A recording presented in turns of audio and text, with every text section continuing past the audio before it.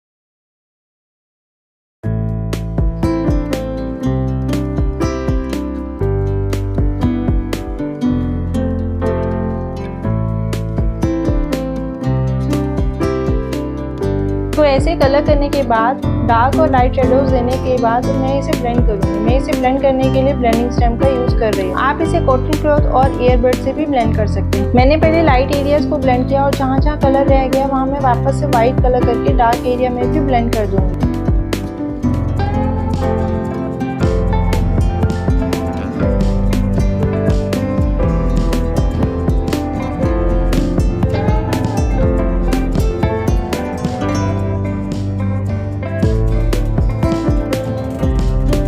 मैं जो भी कलर आईज में यूज़ कर रही हूँ उनके नेम नीचे बताए हैं, तो आप उसके अकॉर्डिंग कलर करना।